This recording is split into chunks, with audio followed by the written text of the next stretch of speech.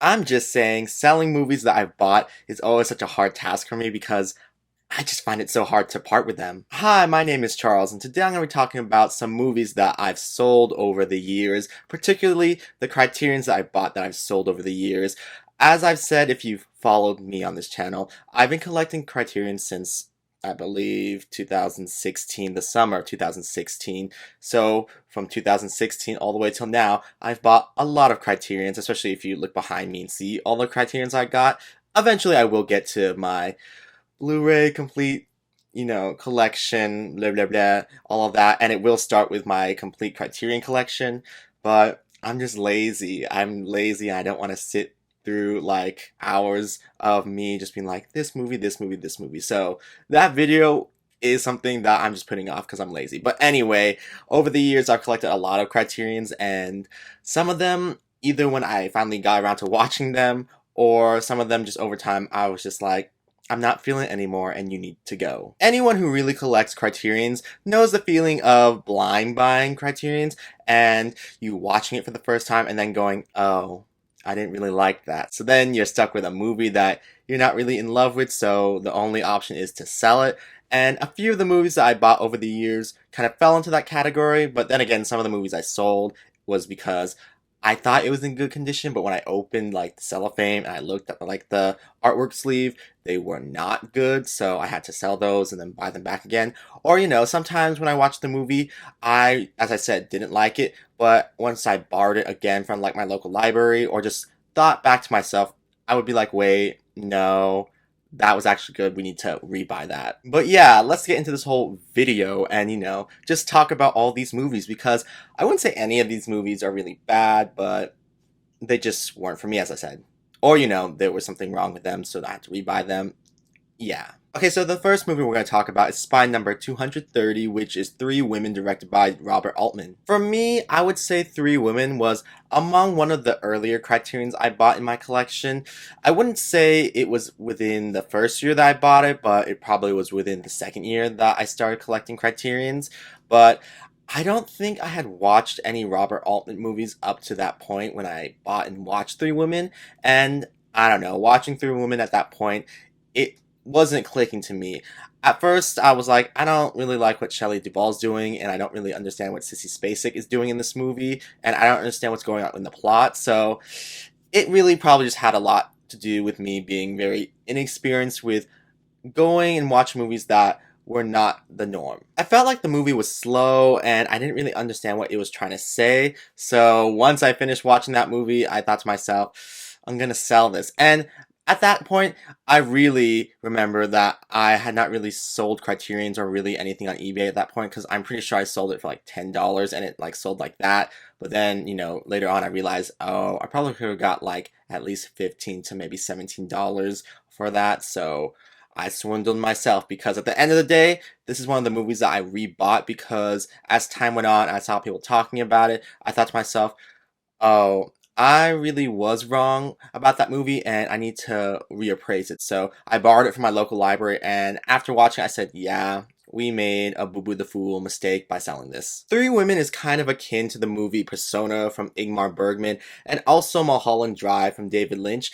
There's just something about identity and women that, they all intersect at those kind of 2 points. So it would be a very interesting triple feature to watch all three back to back because I really love Persona and Mulholland Drive. So I don't really understand why on my initial watch I didn't like Three Women, but on the second watch I liked it a lot more. But I still think there's a lot more to mine in terms of like what it's given with Three Women. So I need to rewatch it again for a third time. But overall, Three Women, I really shouldn't have sold it, but I did, and I paid the price by, not getting that much back after selling it and then having to rebuy it again, so that's on me. Okay, moving on to the next movie, which is Spy Number 559, and that is White Material from Claire Denis, and this movie really set me into a spiral when I first watched it because I remember sitting down and thinking to myself, what am I watching? I legit was sitting down and watching this movie going,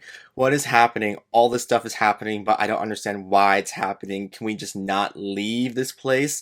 It was a very baffling watch, and according to the Rotten Tomato score, I was like, ooh, this thing is certified fresh in the 80s, so maybe I just don't understand what's going on here. I just don't. Like, why is this movie in this collection? I don't understand. I sold white material around the same time I sold my Three Women. I think the person who bought my Three Women also bought my white material because I sold my white material for, I believe, like $7. So, once again, the stupidity on me for doing that. Because at the end of the day, just like Three Women, I rebought white material because at that point, once again, I was just not experienced enough to grapple what was going on in that movie and what Claire Denis was trying to do.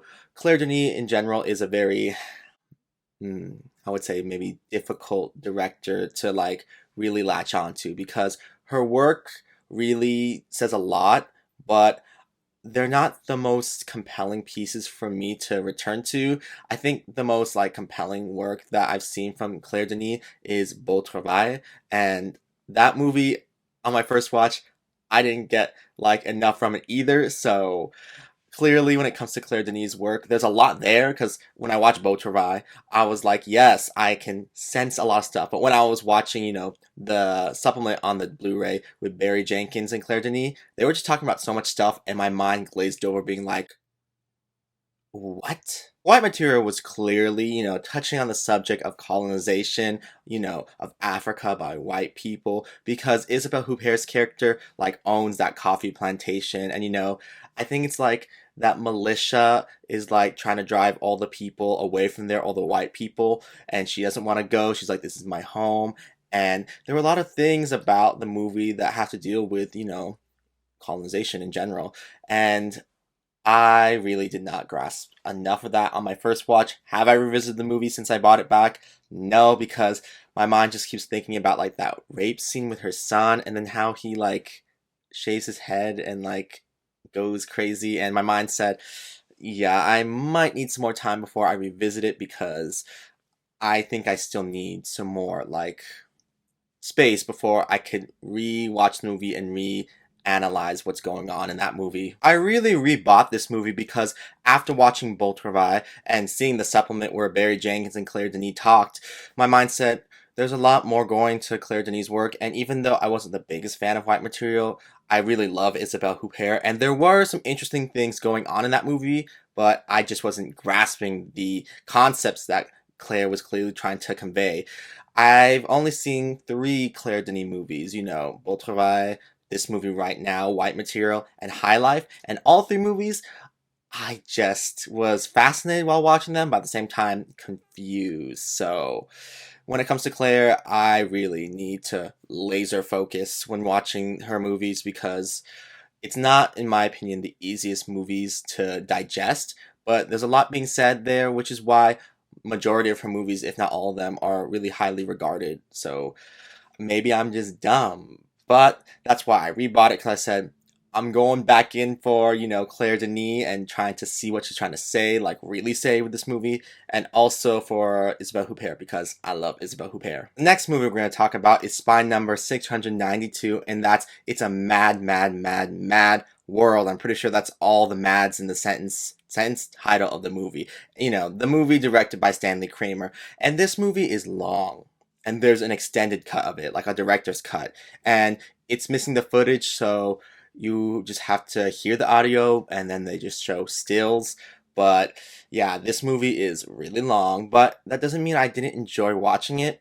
And when I was looking over my Blu-ray collection, my Criterion Blu-ray collection, and like reorganizing it, I looked at this movie and went, huh, is this movie a movie I want to rewatch or visit again? Turns out the answer was no, I didn't want to revisit this film.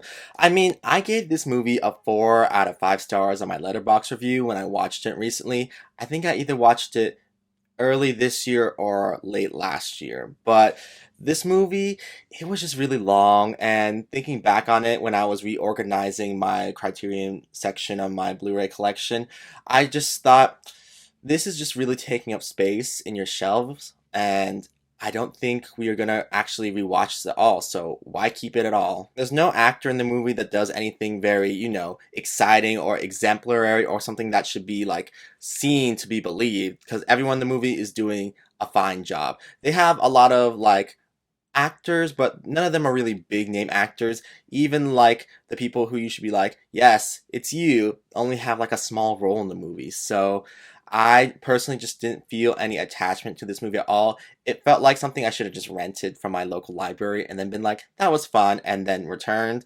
But this was just one of those movies I had to sell because I just wasn't feeling like I was gonna actually revisit it. And with my movies, I really have to feel like, yes, I could pop in any of these movies at any time. And when it came to It's a Mad, Mad, Mad, Mad World, I just didn't feel that at all. When I see people's Criterion halls or Criterion collections that they have, I never see people having It's a Mad, Mad, Mad, Mad World. So I don't understand how this movie like sells because I sold it pretty easily after I like put it up for, like buy, someone bought it. And I don't know, maybe it's older people. Maybe it's older people because I don't see any younger person having this movie in their collection at all. Once again, I gotta say, it's not a bad movie. It's a pretty good and exciting and entertaining movie, but at the end of the day, I just don't think I would revisit it at all. Moving on to the next movie, which is Spy Number 757, and that is The Rose, directed by Mike Rydell. And this is one of the movies that I really regret selling because I really let one small thing in the movie like deter me from liking it at all. And once again, this was one of the first Criterions I bought. I really believe that this was probably in like the first 20 Criterions I bought. And it was just like this one wording, not one wording, the one word that Bette Midler's character kept saying over and over, like throughout a certain portion of the movie, that really made me be like, I can't watch this. But then over time, I was like, wait, Bette Midler can say that word, so by extension, her character should be able to say it too. I mean, her character is like a rock star of sorts, and I feel like the gays would be standing her, so I feel like she's kind of fine saying the word that she says in the movie. But at the time when I watched it, I was just very like, cannot support this woman. Not Bette Midler, like the character that she's playing. I was like, she done for. She done for. I can't watch this. So I sold the movie. But people kept talking about, Bette Midler in The Rose versus oh my god, why am I blanking? Sally Field. Oh my gosh, I'm sorry, Sally. Sally Field in Norma Ray. And I really love both performances. And it's really Bette Midler's performance that drives The Rose. Everything else about The Rose is good, but it's Bette Midler who's like really making The Rose something special. I need to rewatch this movie because the last time I watched it was in 2016. So it's been 5 years at this point since I've seen The Rose. And I feel like watching it now, I will get a lot more from it because I won't be so affected by, Bette Midler's character saying, like, fag. Tell me down below in the comments, would you vote for Bette Midler in The Rose or would you vote for Sally Field in Norma Ray when it came to, like, the best actress race that year? Because Bette Midler, from what I can remember, gives a very electric performance, and I really remember the end of the movie and what happens to her character. It was something that really stuck with me when it came to The Rose. But with Norma Ray, I just feel like Sally Field is just giving a really, really good performance. They're both giving great performances, but oh my god, Norma Ray, I just think about the scene. Oh my god, there's so many scenes in Norma Ray. Where is the criterion for that, you guys? But yeah, the scene where like the police are taking her out of the factory after she had her iconic scene of standing up and with that sign that said Union. Oh my god, when they were bringing her out to the police car and she goes, "Wait a second, you're not taking me home. You're taking me to jail." And she's like, "No!"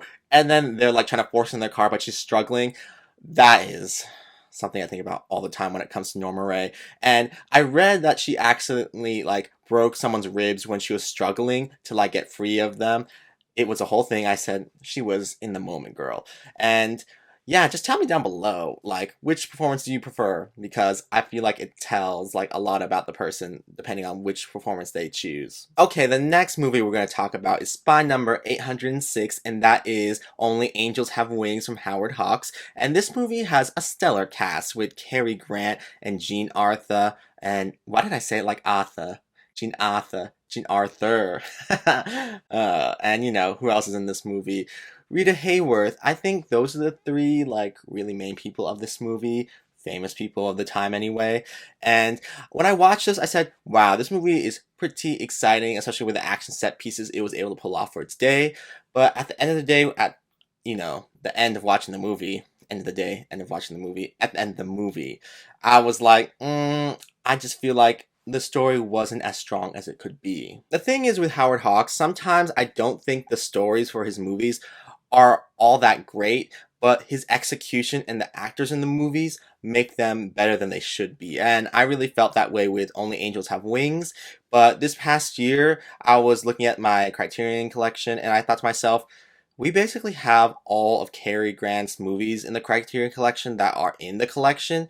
So we really need to rebuy Only Angels Have Wings because I just gotta be a completist and have all his Criterion movies in my collection. So I rebought Only Angels Have Wings, but I need to get a better version of it because the one I got sent is like a little screwy because there's something wrong with the artwork sleeve and I haven't been able to get a good replacement yet. So I probably will have to wait until the next Criterion sale, which is rolling up soon, to like reorder it and fingers crossed get one where it's in really good condition because as I said, if things weren't in good condition, I sold them as well. What can I really remember about Only Angels Have Wings? Well, I can remember like the last few minutes of the movie where the airplane sequence happens because that was exciting stuff. And I remember a little bit of what Jean Arthur and Rita Hayworth were doing in the movie because the girlies were serving. But I just remember thinking Cary Grant is just so serious in this movie. And I don't think Cary Grant plays well when he's trying to be very serious because the best performances he's given are when he's being, very lighthearted and not knowing that he's not good enough. Because when he's doing movies where he's like, yes, I am the best, blah, blah, blah, blah, blah, then he doesn't come off that well. But when he's playing characters who aren't above it all, he really excels. Personally, I think that Cary Grant shouldn't have done this movie and that they should have got someone else. I don't know who else could have done the role, but there probably was someone who could have done it better. Ah, Carrie.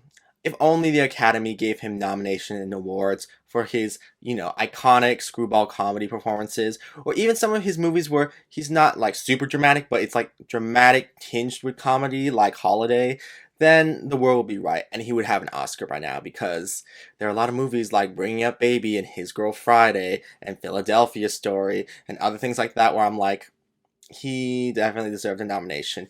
But, talking about Philadelphia Story, he could have been James Stewart's character, but he wanted to be the more, like, demure character. And it was really given off Robin Williams in The Birdcage being like, I could be the more, like, flamboyant character, but I want to try to be, the more serious character and try to get the laugh still. So that was on Carrie because he could have had an Oscar, or could he? I don't know. I don't know how the Academy really felt about Carrie. They gave him 2 nominations for things that no one even talks about anymore. I want to watch his Oscar nominated movies, but at the same time, I just look at the plots for both of them and I'm like, no, no, that's going to be a no from me. Tell me down below in the comments if you think Only Angels Have Wings is a really good movie, especially like a really good Howard Hawks movie, because I find it middle of the pack other than like the fact that the technical elements in the movie, the visual effects, are really well done. That's like what gets this movie to like a little bit better than average. So I don't know. A lot of people really like this movie, and maybe it's one of those movies where now that I'm older, I can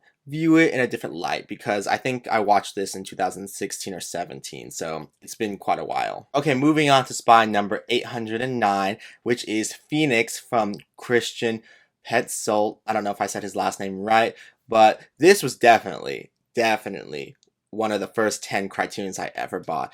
And it was the first one to ever let me down because it wasn't serving what I thought it was going to serve. The movie really just was not giving what I thought it was going to give because reading the the plot of the movie, my mind said, work, we are going to get revenge on this guy who thought he sent you away to like, that concentration camp. Get it, girly. And the RT score for this was very high. It probably still is very high because I don't think RT scores really change over time unless like a lot of people review it after the fact.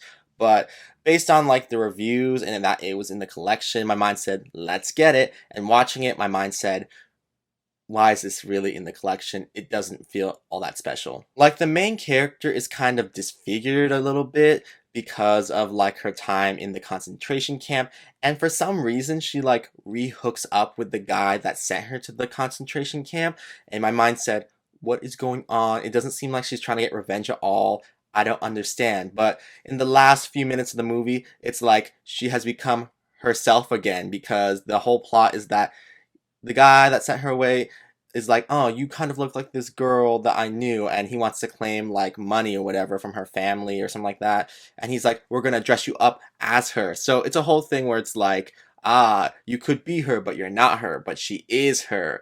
And my mind said, this could be interesting, but I just don't feel like the main actress, like her character really was thinking about doing anything to him. Because in the last few minutes of the movie, when she sings at this piano, I think it's a piano. She's singing. I remember she's singing, and then like the guy realizes, oh no, this is her because like I think she's at that point exposed like the tattoo that Holocaust survivors have from being in concentration camps. Like it's like seen, and then he's like, oh my god, it's her. And then she has this moment with him, but nothing really happens. And my mind said, see, we are at that gotcha moment, boo, but nothing exciting happens. Overall, it's a well-made movie, but I just don't think it was worth it. Especially when the movie is, I believe, only 90 minutes or so. It's not that long of a movie, but I just don't think that what went on in the movie really justified me sitting here and watching it, let alone owning this movie and it taking up shelf space from me. So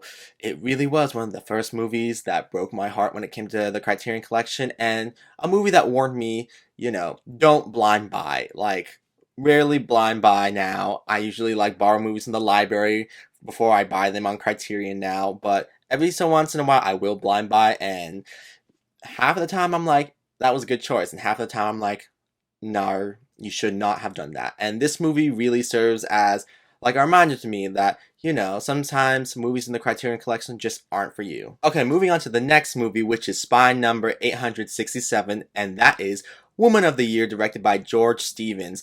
And this movie stars, of course, Katharine Hepburn and Spencer Tracy.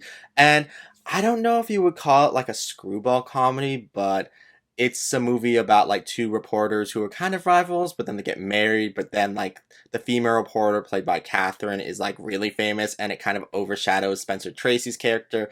And it becomes a whole dynamic situation between their characters. And I was living for it until the end, because the end of the movie really just, I don't know, spits in the face of everything else in the movie. The ending, and if you guys don't want to hear this, fast forward a bit, but the ending has Katharine Hepburn's character, give up journalist or something like that. Like, she stops being a journalist and she's like, I want to be a homemaker and I want to make you happy. And then you see her like failing to like cook breakfast and other stuff, and it's like, you guys are kind of making fun of her, and it's like, why does she have to give up like her job, which she's really good at, to like make her husband feel better about himself? It just really felt in bad taste. And I know there's a reason why they did that, because at the end of the day, with Katharine Hepburn's characters and then the time period like these movies were being made, they couldn't make women look better than men, especially when they're trying to frown on what women were doing, like trying to be like independent for themselves. So I understand why the ending of this movie is the way it is, but I really just hate it, and it really taints the movie overall for me. Honestly, Spencer Tracy shouldn't have gotten married to Katharine Hepburn in the movie if he didn't want to be with someone who's so prolific with their work. But he did, and I just felt like it was gross that he was like, yay, we're together now at the end, instead of being like, no, you shouldn't give up your passion and career for me.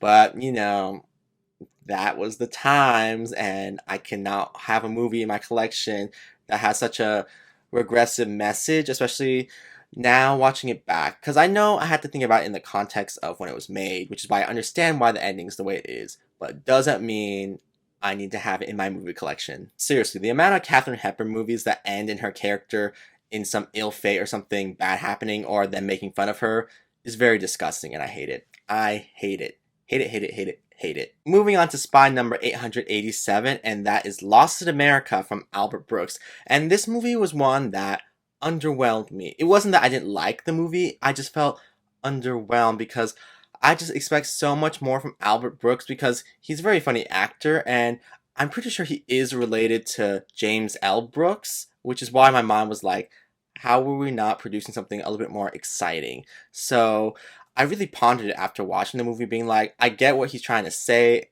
and the whole easy ride of it all, and the whole America of it all, and living the American dream of it all, but I'm just not feeling all that interested. Albert Brooks's movies are more intellectual than entertaining, and sometimes that can work, but sometimes when I watch a movie, I'm like, I can feel that you were trying to be entertaining at the same time while trying to say something. And with Lost in America, I could feel like I was supposed to be laughing a few times while watching it and having fun, but watching it, I was just like, okay, things are going bad for you guys. Not good. I really did love how the movie played out. The ending was very much yeah, you want to escape, but guess what? You're back where you started kind of an ending.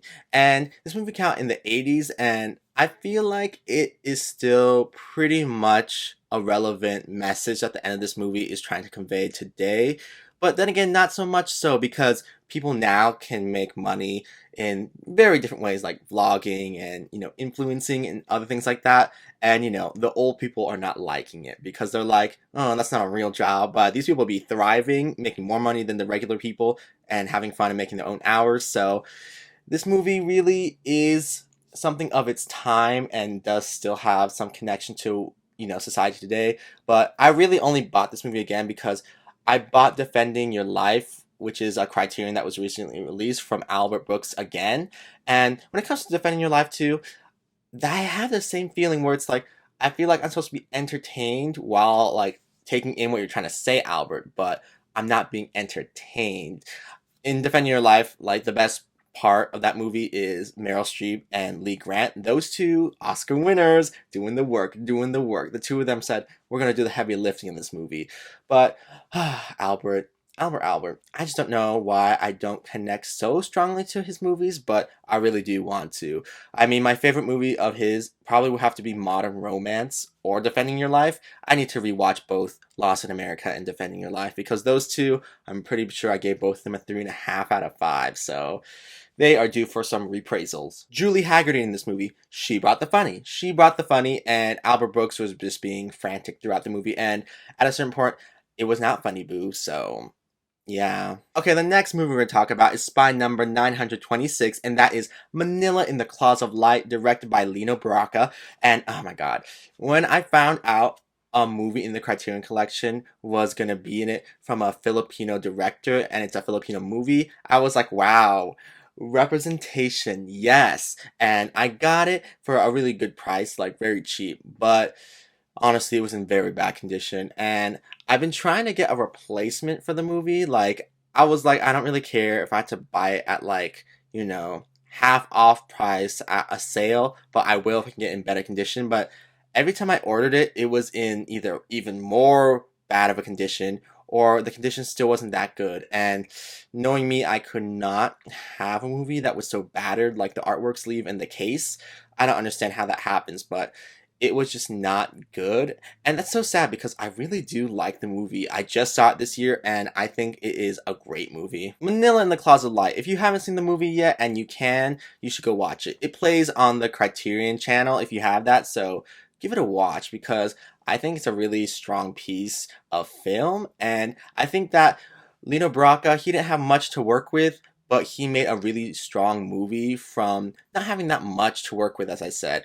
I really want to see his movie, Cry Macho, is that what it's called? But it's basically non-existent to see, so I need the Criterion Collection to get on it and, give us a restored copy so I can finally see that movie. A lot of Filipino people have told me that I could be a movie star in the Philippines, and I'm just like, oh, thank you, but I don't speak Tagalog, and also I don't really want to live in the Philippines because of all the stuff that's going on there, so whoops. But hopefully, like, in my future, my career in entertainment, like, goes the way I at least kind of want it to go. If not, then it's fine, but I gotta do something before I would say I have a good average look about me before it diminishes, because my cute look is not going to last forever, and I don't know how much people are going to buy into my personality. Maybe a lot, we'll see. Moving on to the next movie, which is Spy Number 1076, and that is Merrily We Go to Hell, directed by Dorothy Arzner. And this is a movie that I had already seen before I bought, but I bought it anyway because I was like, maybe I might like it a lot more on this watch. And watching for a second time, I was like, yes, I really did like it. But there was something with the artwork sleeve that I didn't notice when I opened it, so I was like, minus already. And then after watching it and then watching all the supplements, I was like, this is a lot of interesting information you're throwing at me, but I don't know if I would rewatch this movie. I have Dance Girl Dance from Dorothy Arzner in my collection, and I don't even know if I really want to, revisit that movie. But it has a really good performance from Lucille Ball, and I really like the artwork of that movie and like the artwork sleeve because it's like a shiny foil. So Dance Girl Dance has a lot more going for it than, Merrily We Go to Hell, even though I think Merrily We Go to Hell has a stronger message that's trying to be put out. Cary Grant is in Merrily We Go to Hell for one scene, so I probably will have to re-add it to my collection. But mainly that little like dent in the artwork sleeve that I didn't see is what made me sell Merrily We Go to Hell because I liked it enough. I'm pretty sure I gave it a 3.5 out of 4, not 4, 5. 3.5 out of 5 on Letterboxd when I rewatched it recently. But once again, it wasn't something that was super exciting, but I wouldn't not watch it again. I'm pretty sure if like I was bored, I would put it on. Because sometimes when I'm watching like movies, I can just be like, what am I in the mood for? And sometimes I'm just in the mood for something that's like interesting and has something to say, but not too exciting. Sometimes like I got movies just for that occasion. Sylvia Sidney and Frederick March both give great performances in this movie, and if you haven't seen the movie, you should see it just for the great performances. That and to support a female director, because if you didn't know, Dorothy Arzner is one of, if not the first female director to work in Hollywood, so this movie should get a lot more respect because I would say that this came out before Dance Girl Dance, I believe. So this was like her first really big and successful movie. So I'm just saying it should get a lot more love than it gets. I think it's a good movie. It has a lot of things going for it, but it isn't the most like attention grabbing movie to me. But once again, I would probably still watch it again. Okay, so the last movie I'm going to talk about is Spy Number 1084, and that is Mirror from Andrei Tarkovsky. And this is a movie that I really liked, but I didn't notice that the packaging had something wrong with it when I opened it, so it was a whole debacle. And then I tried fixing it, and then I made it worse. So I sold it because I said, "Yeah, my OCD is not gonna let me like have this in my collection without me going crazy." So I had to sell that baby for like $12 because no one would take it for a higher price because of like the packaging and how like a spot on it was ruined. So that was on me. But when it comes to the movie itself, I think it was very visually arresting, but not gonna lie, my attention was roaming from time to time while watching, but I do think it is a pretty brilliant film. The movie had a lot to say about, country and like, oh my god, there was too much that this movie was talking about because it interwove like, I don't know if it's like documentary like pieces into it, but there was a lot going on in Mirror, and I would like to rewatch Mirror at a time that my brain can handle it. Because when I watched Mirror, I don't think my brain was fully running like on full cylinders, all cylinders. But I still gave that movie a 4.5 out of 5 because just for the visuals alone and what I could like perceive going on in the movie, I was like, this is quite something special. At this point, I've only seen two of Andrei Tarkovsky's movies, Mirror and Stalker, and I think so far that Stalker still is his best movie. Did I understand Stalker fully when I watched it? No. But when I watched it, I was like, there's a lot going on, so I gotta rewatch this to really get more of what's going on here. But I thought that there was a lot that I did get. I was like, there's something about religion in here, right? Right? I could feel it. And then when I was watching like this little video of someone talking about Stalker, I was like, I knew there was a lot about religion going on in this movie, so need to rewatch that movie because there's a lot of brilliance going on in that movie, and I just want to unearth more. But when it comes to Mirror, it's the same thing. I need to rewatch it to unearth more of the genius that's in it. And yeah, those are all the movies from my Criterion collection that I've sold over the years. That's only 11 movies, so that's a really small percent of the movies that I've actually bought from the Criterion collection that I've sold. Because if you look behind me, there's a lot. There is a lot. And if you have followed my channel from the start, you could see like this whole wall like grow from my Criterions just being like a little portion of this, and now it's going all the way down. So